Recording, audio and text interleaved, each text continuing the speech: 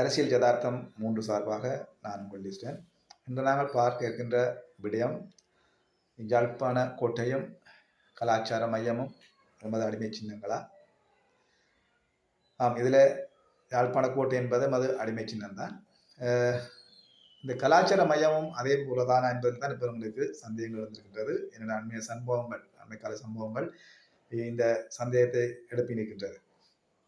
உண்மையில் காலத்தை காலம் சர்வதேச நாடுகள் எங்களை வடக்கு கிழக்கை மையப்படுத்தியதாக பல்வேறுபட்ட அபிவிருத்தி திட்டங்களை கட்டுமானங்களை எங்களுடைய பிரதேசங்களிலே மேற்கொண்டு மேற்கொண்டு வருகின்றார்கள். அதன் குறிப்பாக ஜப்பான் நாட்டை எடுத்துக்கொண்டால் மிக பெருவில் எங்களுடைய வைத்தியசாலைகள் தொடர்பு பல்வேறு கட்டடங்களை கட்டி தருவதிலிருந்து பல்வேறு உதவிகளை அவர்கள் ஆங்காங்கே செய்து கொண்டிருக்கின்றார்கள்.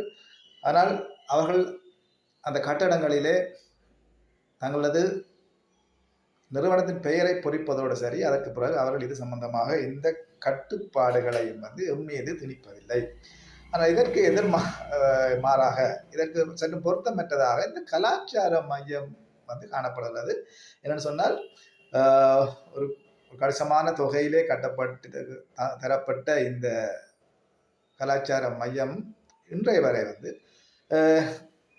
இந்தியாவினாலேயே கையாளப்பட ஒன்றாக, கட்டுப்பாடு விதிக்கப்பட ஒன்றாக தொடர்ந்தும், அதாவது எம்மையொரு கையறு நிலையில் இருக்கின்ற அல்லது கையேந்துகின்ற ஒரு மக்களாக உணர வைக்கின்ற ஒரு கட்டடமாக இது காட்சியளித்து கொண்டிருக்கிறது. இது முற்றிலும் தவிர்க்கப்பட வேண்டிய ஒன்று. என்று சொன்னால், நாங்கள், அதாவது ஈழத்தமிழர்கள் என்றுமே யாருக்கும் தலை வணங்குவர்களாக அல்லது கையேந்துவர்களாக இருந்ததும் இருக்க விரும்பியதும் இல்லை. இதற்காகத்தான் எங்களுடைய தேசிய தலைவர் போராட்டத்தையே ஆரம்பித்து அந்த போராட்டத்தின் ஊடாக இந்த சர்வதேசத்திலே எங்களுடைய அந்த தன்மானத்தை நிமித்தி சென்றவராக காணப்படுகிறார். அவருடைய போராட்டத்தின் காரணமாக தான் இன்று தமிழர் என்று சொன்னாலே உலகம் திரும்பி பார்க்கின்ற ஒரு நிலை அமைந்திருக்கின்றது. இது சம்பந்தமாக இன்னொரு விடயத்திலே நாங்கள் அடுத்த அலசலிலே நாங்கள் அதை பார்த்துக்கொள்வோம். இன்றைய வேளையிலே என்னன்னு சொன்னால், இந்த கட்டடம் தொடர்பாகத்தான் பல்வேறு பிரச்சனைகள் அடிக்கடி எழுந்து கொண்டிருக்கின்றது. குறிப்பாக யாழ் மாநகர சபையினுடைய எல்லைக்குள்ளே அமைந்திருக்கின்ற இந்த கட்டடத்தினுடைய ஆரம்பமே ஒரு பிரச்சனையுடன் தான் ஆரம்பித்தது. மணிக்கூட்டு கோபுரத்துக்கு வருகின்ற மிகவும் அழகான, அதாவது புல்லுக்குளத்தை அண்டியதாக இருந்த அந்த வீதியை எந்தவித மக்களுடைய அனுமதியும் கேட்கப்படாமல் இந்த கலாச்சார மையத்துக்காக மாற்றி அமைத்தார்கள். அதாவது அது பயணத்துக்கு தடை செய்யப்பட்டு இந்த கலாச்சார மையத்தோடு இணைக்கப்பட்டது. இதற்கூட இந்த புல்லுக்குளத்தை ரசிக்கின்ற அந்த தன்மை, அந்த சுற்றுலா பயணிகள் அதில் செல்லுகின்ற தன்மை இல்லாமல் போனது.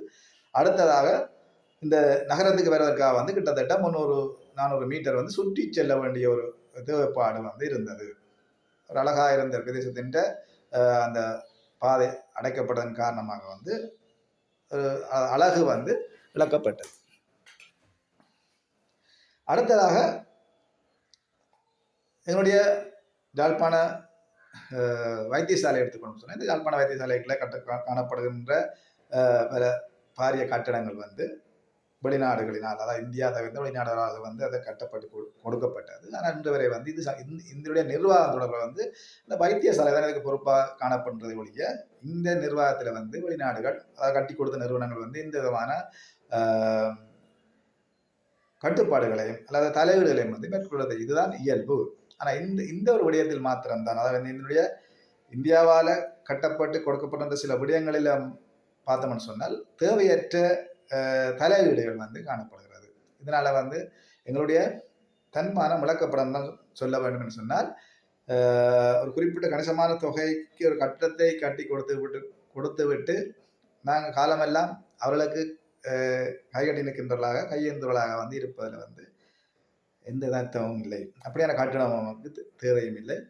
ஆக இனிவரும் காலங்களிலாவது, அதாவது எங்களுடைய இந்த வடக்கு கிழக்கு பிரதேசத்திலே, ஈழத்திலே கட்டமைக்கப்படுகின்ற எந்த விடயங்களாக இருந்தாலும் சரி, எங்களுடைய மக்களுடைய ஆளுகையின் கீழே, அவர்களுடைய அனுமதியின் கீழே தான் எதையும் செய்யக்கூடியதாக இருக்க வேண்டும். அப்பொழுதுதான் எங்களுடைய தன்மானம், தமிழனுக்குரிய அந்த தன்மானம்ன்றது எப்பொழுதும் இழக்கப்படாததாக இருக்கும். இந்த விடயத்திலே எங்களுடைய அரசியல்வாதிகள், அரசு அதிகாரிகள்,